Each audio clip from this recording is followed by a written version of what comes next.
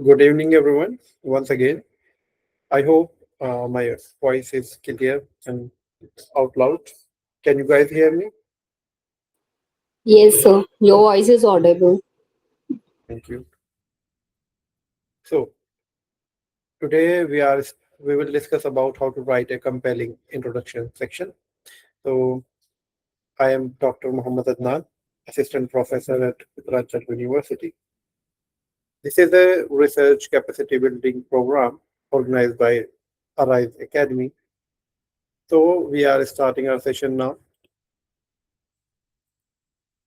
First of all, why do we need to write a strong and compelling introduction section?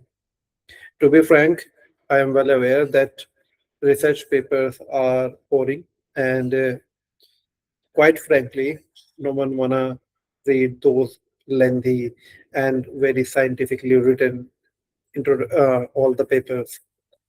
And that's the exact reason why we need to write a very strong, compelling, and persuasive introduction section. So there are two important reasons why we need to write a strong introduction section. Basically, the aim is to capture the attention of reader and to pursue them to go through the entire paper. And we should try to pursue them that they should not leave our paper in between. They should go through from the very beginning to the very end. So the introduction section after the extract gives a first impression. If the first impression is bad, the readers are not going to read your entire paper. But if the first impression is good, they will follow through your paper, and most probably, if they find it interesting and useful, they're going to cite it. And the another thing is persuasive role. Obviously, as I mentioned already, your paper should be convincing and it should be able to convince the readers that they are required to read the paper and the paper is important for their study. Now, if I talk about the general structure of introduction section, usually every introduction section start with the broad context, then move to the specific context, then they unroll the problem and gap, then they provide a map of the existing study, and they establish their research in between all the things. However, this is not going to work if you want to write a very compelling and strong introduction section. So what you have to do? You have to focus on these components, and one after another, you have to incorporate each one of the component in your introduction section. So these are few points I mentioned. The first is a hook opening. Second is background context. Then moving onward to problem statement, the significance of your research, then provide your main research objective. I'm not saying that you have to outline all the objectives one by one. You just have to mention what's your main objective, then novelty of your research, and then structure preview. So let's look at them one by one. So first, writing a compelling hook. So what do we mean by hook? Basically, hook means something which compel the reader to stay on the paper. And to write a compelling hook for your paper, your goal is to make a strong first impression that answer the reader underlying question. Why should I read this? A good hook engage the reader immediately. Make them understand why your paper is important and ensuring they want to keep reading to reach your main idea. Basically, there are not one, not two, there are multiple techniques you can use to hook your reader. First is what you can do, you can tell a captivative narrative, and I'm going to discuss about it in detail. What is a captivating narrative. So basically, narrative introductions are very common and highly effective. Most of the time, they are used in policy papers. So basically, what they do, they tell a story, a vivid story. Vivid means something which the reader can picturize, visualize, and through which you illustrate the exact problem your paper sets out to solve. Second thing, you can provide a shocking aesthetics. So I used it in my paper myself. Basically, my research topic is about financial inclusion. But obviously, there are many researchers, those who are working on it, and there are many counter questions that why do we still need to do the research on financial inclusion. So there is a World Bank, there is a statistics provided by the World Bank that still there are around, or I should say, more than 2 billion people still out of the formal banking network. So this is a very surprising and shocking statistic. So similar kind of thing we can use to capture the attention or to hook the reader. Next is we can use a framing quote by famous authors, like you can use a quote by Gandhiji, Jawaharlal Nehru, or somebody famous to start your introduction. Apart from this, you can use a thought-provoking question. In many papers, I think you have already encountered many questions that people use to start their introduction section. And finally, and most simple, what we have to do, we have to explain the problem that we are intended to solve. So these are few things that we can use to hook.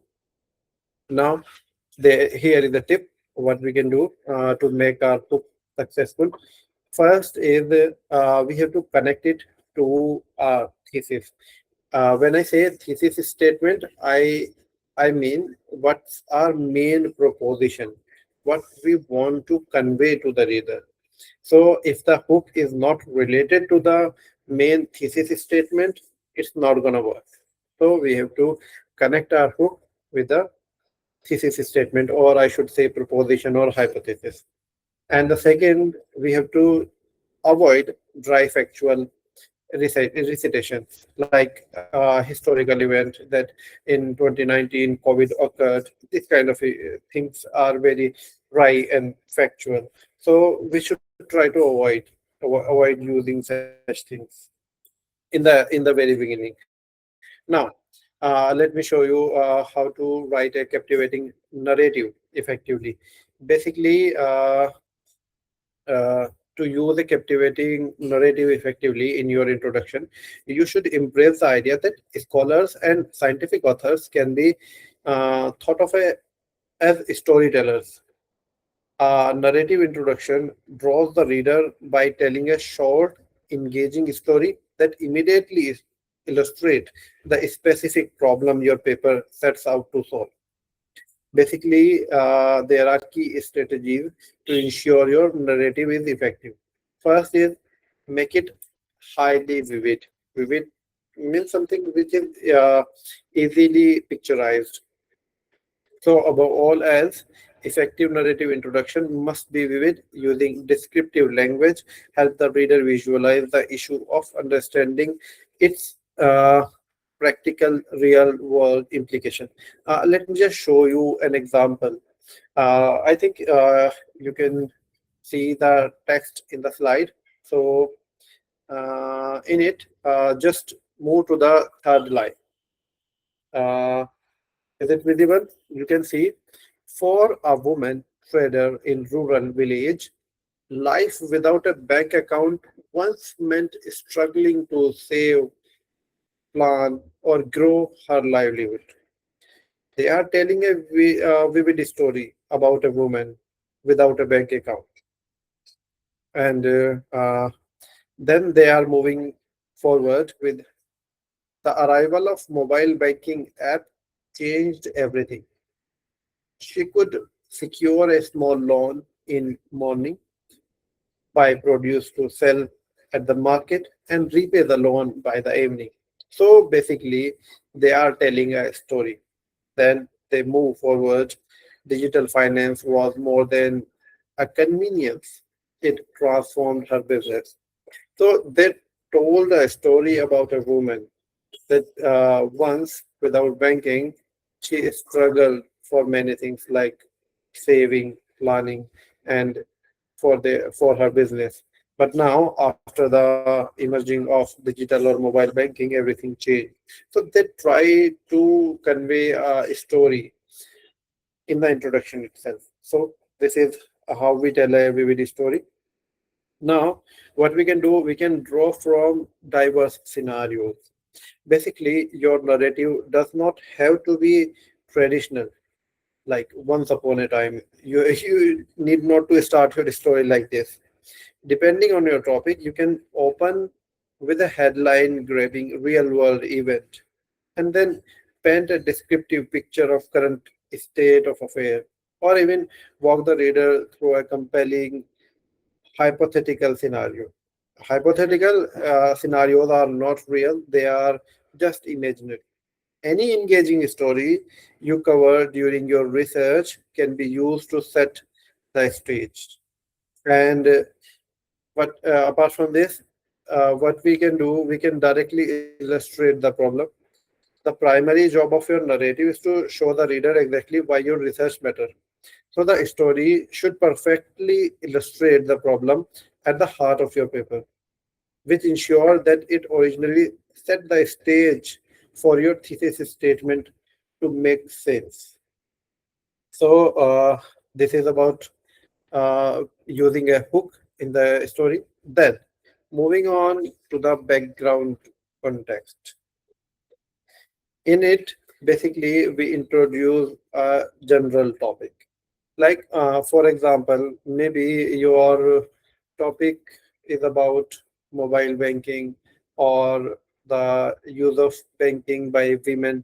So we usually do not start our introduction with the main theme.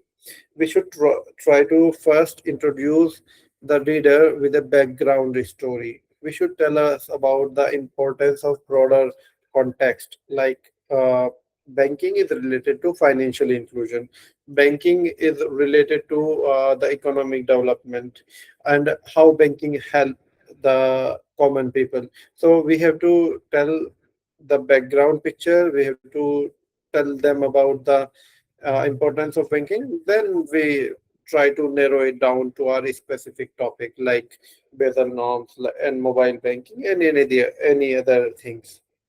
So, when we talk about background, there are few things that we should include in our background. So, basically, we talk about the main research domain like finance or the marketing or the consumer behavior. It may be anything related to your specific topic. Then, the importance of the topic in contemporary society. If something is not important from our current perspective, then the readers are not going to be interested in your research paper. So we have to tell the contemporary importance of the society, or contemporary importance of your research topic. Then we have to provide the global trends, challenges, and development. And I'm not saying that you have to use many paragraphs just to convey the background context. You have to summarize everything in one paragraph itself. Then, if there are some statistics and some reports, some highlight related to your topic available, then you can use it. For example, obviously my topic is related to financial inclusion, so I use the same kind of example. So, financial inclusion example goes like this: financial inclusion has emerged as a critical component of sustainable economic development. So I relate the financial inclusion with sustainable economic development. Then I connected it to enabling individuals to access, utilize formal financial services. It's just an example. I have used a lot more things in my introduction itself. Uh, then, in the background context, we have to narrow down to the specific domain. What I have already told you. Then we tell the broader picture, then we narrow it down. When narrowing it down, what we have to do, we have to discuss the particular phenomena, technology, or population, or the context what we are doing. From my perspective, I studied upon the business correspondent model. So then after broader context, then we have to focus on the our specific context.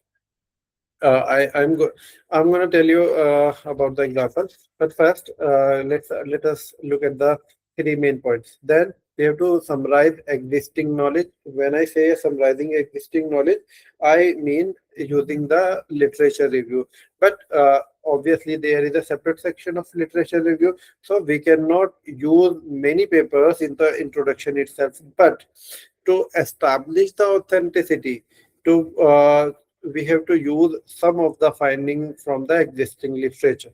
Then the third point, we have to highlight the important development and the previous findings of the paper. And now coming to the example. Example goes like this. Among various financial inclusion initiatives, because in the background I told about financial inclusion is important. It is related to sustainable development goals. It reduce poverty. It basically promote economic growth and other things. So I am connecting my topic to financial inclusion. Then I go like that.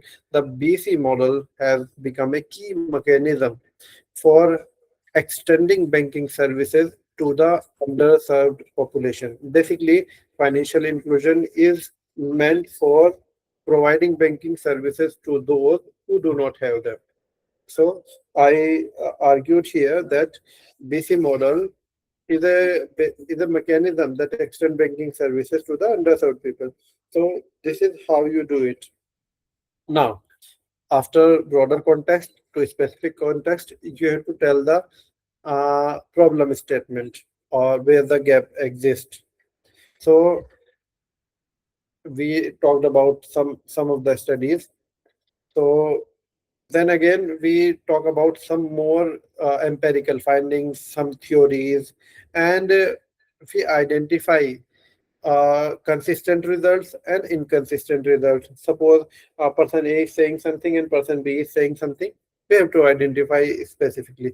Then explain how the literature evolved around it.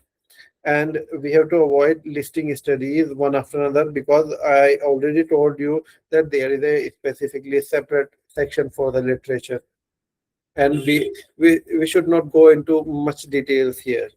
So here we tell the readers about specific problem statement.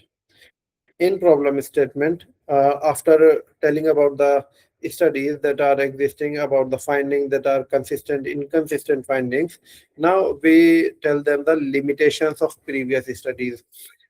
We can say that there are multiple studies, though they explore this, but there is a limitation. Then uh, we can say that there are some understudied variables. There is a population which is not studied, which is still missing, and we can provide some another context that from this context the study is still missing. Or we can point out that there are contradictory findings, so we still have to do the research on this topic. And so there are some methodological limitations that you can point out, because these things basically the provide the justification for your research. You can say like this: despite extensive research on financial inclusion, limited attention has given to the BC model. So this is how you can frame your research problem or the gap statement. That you have to move toward the significance. Why does your study matter? If it does matter, apart from convincing the reader, it also convinced the reviewer. Without a strong significance for your research paper, your paper is not going to be accepted in good quality journal. So your paper should have significance. So basically, it significance try to convince the reader that addressing the gap that you have pointed out is important. What you can do, you can tell tell them about the theoretical contribution, practical implications. You can tell them about policy relevance. Then you can tell them about social or economical impact. So, as I told them, examining the effectiveness of BC model can assist policymakers and financial institutions in improving last mile financial service delivery. This is one of the importance of this topic. Why studying on BC model is important. So this is one of the significance or importance. Now, after significance, you have to point out or just tell them directly what's your main objective or what's the focus of your research. So you can include research problem, research objective, or the research question or hypothesis if you want. So, for example, what you can say, therefore, the present study aim to examine the impact of perceived convenience dimensions on banking usage behavior. So, after going through everything, we just tell them about the objective, what the main focus of our research is going to be. Now, it is very important, and I have seen many times many papers being rejected just stating the fact that there is lack of novelty, that the paper is not offering anything new. So, basically, here we tell readers what is unique about your study, and you have to provide key contribution or novelty and briefly or brief overview of the paper structure here. And I'm saying brief overview of the paper structure because uh, at the end of the paper, what we have to do, we have to create a effective roadmap.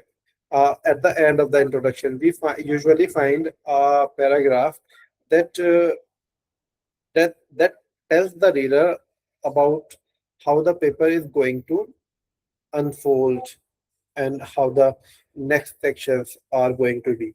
So there are three important things for this specific paragraph because it is ending the introduction section.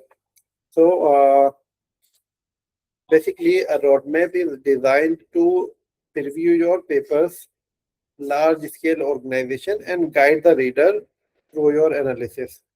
And to make it effective, you have to keep in mind the following things. First is placement. The roadmap, obviously, and generally, the last paragraph of the introduction section. Second is clarity and accuracy. Basically, it should lay out all the part of your paper accurately. Like in the second part, we are going to explore the existing literature. So, and in the third part, we will discuss about the methods, things like that. And we have to accurately representing how your argument is organized and how the analysis will proceed. And finally, the process should be logical. The flow should be logical by plainly stating what each section of your paper cover. The roadmap basically ensure that the reader logically understand how the background information of your new analysis will support your eventual conclusion. So this is basically ending section. Now let me just tell you what are some common mistakes that new scholars make while writing their introduction section. First is writing an introduction that is too long, and we should not write a very long introduction section. There is a 10 time rule, 10% rule. So if the total length of your research paper is 6,000 words, we should not exceed 600 word in introduction section. But generally, what we can do, we can write our introduction section in less than or approximately 900 words. If you need a rule of thumb for writing a compelling or a good introduction section that is not too long and is able to incorporate all the things that I told you. Second is lacking coherence and loose focus. Usually, many new researchers, what they do while writing introduction, they started deep diving into specific things that they are talking. But what we should focus, we should not uh, lose focus from our specific research theme or a specific idea. We should have to be coherent now. And the third limitation is including excessive references. As I have already told you, there is a separate section called literature review. So we should obviously we should use some of the references in the introduction section itself, but we should not use excessive reference in the introduction. Now, uh, focus on author rather than information. Sometimes there are few authors that are too big, and just stating their name can emphasize their importance, that what they are saying must be of importance. Like I have told you that World Bank said this, but it may be incorrect and it may not be.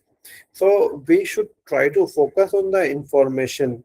We should try to use the normal citation pattern, like we provide the information and then cite the information source after. But there are sometimes the authenticity of the source is so much, we cannot we can use the name of the source first. Like you can say that RBI or RBI paper says this. So this is authentic information and we can use such kind of pattern. But still we have to we try to avoid it. No? Next, relying on dry factual recitation. Yeah, I have already told you about this factual recitations. And finally, using a hook that doesn't connect to your thesis. And it is very important to use a hook which can lead to your thesis statement. So that's it about how to write a compelling introduction section. These are some keywords related to introduction. These are some terms that should be uh, that you should know. So you can take a screenshot of these terms for your future reference.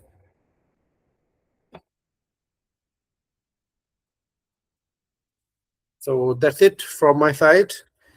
If any one of you have any question, you can ask me. Anyone? Excuse me, sir. Yes.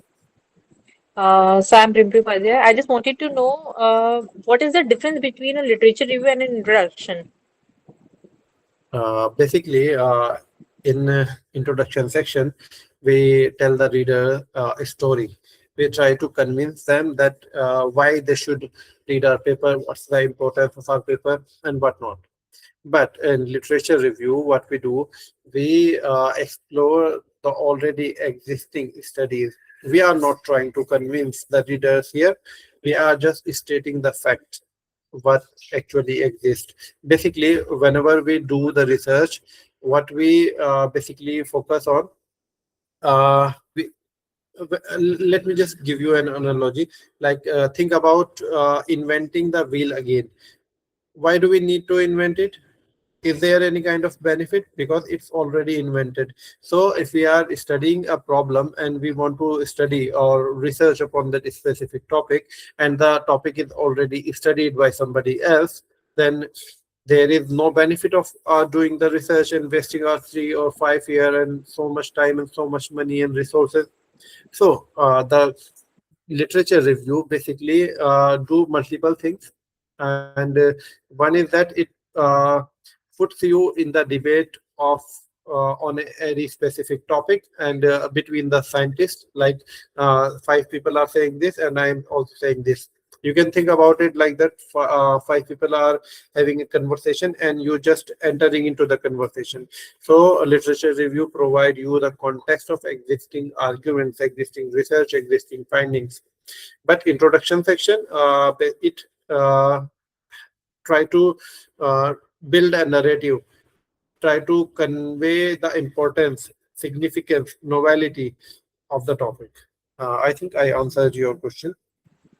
Yes, sir. Thank you, sir. Sir, one more question. Actually, you've just stated that we haven't used so many in-text citation inside the introduction portion.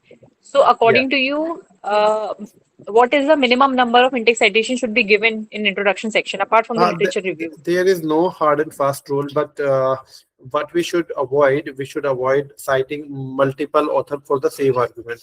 If there is something which can be questioned by the reader, and we have to provide a source for the information, because the reader may be suspicious about that information, then obviously we should cite that source.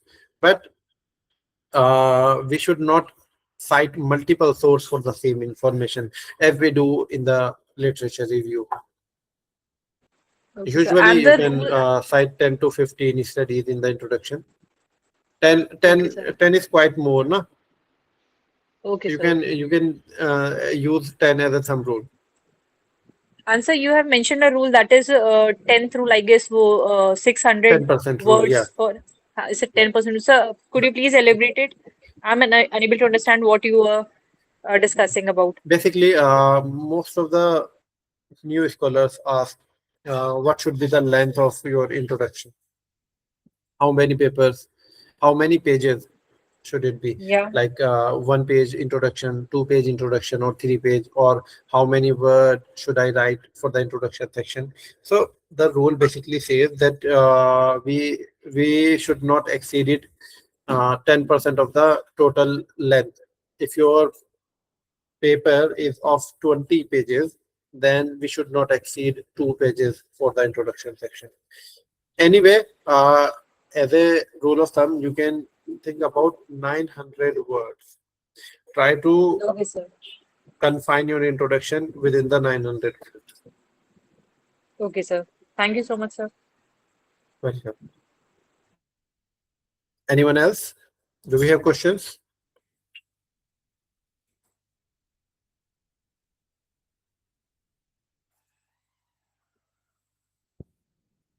Okay, so I am ending the session now. So good night, everyone. If you have any question, you can drop a message in the WhatsApp group itself. Good night, everyone. Thank you so much, sir. Good night, sir. Thank you, sir.